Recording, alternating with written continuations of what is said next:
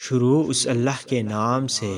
جو بڑا مہربان اور نہایت رحم کرنے والا ہے۔ عبداللہ بن عمر بن العاص رضی اللہ عنہ سے نقل ہے کہ میں نے رسول اللہ صلی اللہ علیہ وسلم سے سنا، آپ صلی اللہ علیہ وسلم فرماتے تھے کہ اللہ علم کو اس طرح نہیں اٹھا لے گا کہ اس کو بندوں سے چھین لے، بلکہ وہ پختہ کار علماء کو موت دے کر علم کو اٹھا لے گا،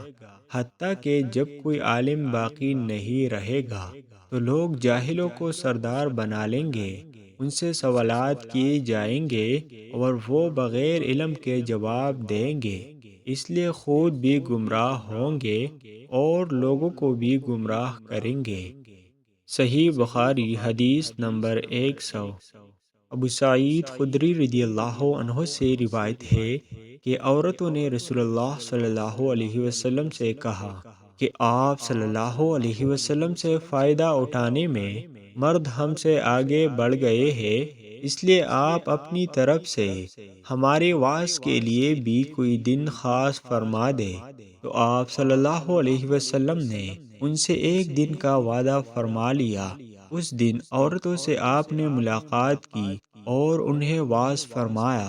اور مناسب احکام سنائے۔ جو کچھ آپ صلی اللہ علیہ وسلم نے ان سے فرمایا تھا، اس میں یہ بات بھی تھی کہ جو کوئی عورت تم میں سے اپنی 3 لڑکے آگے بھیج دے گی تو وہ اس کے لیے دوزخ سے فنا بن جائیں گے۔ اس پر ایک عورت نے کہا، اگر 2 بچے بھیج دے؟ آپ صلی اللہ علیہ وسلم نے فرمایا، ہاں، اور 2 کا بھی یہ حکم ہے۔ صحیح بخاری حدیث نمبر 101۔ ابو سعید خدری رضی اللہ عنہ رسول اللہ صلی اللہ علیہ وسلم سے یہی حدیث روایت کرتے ہیں، اور دوسرے سند میں عبد الرحمن الاصبہانی کہتے ہیں کہ میں نے ابو حازم سے سنا، وہ ابو ہریرہ سے نقل کرتے ہیں کہ انہوں نے فرمایا کہ ایسے 3 بچے جو ابھی بلوغت کو نہ پہنچے ہو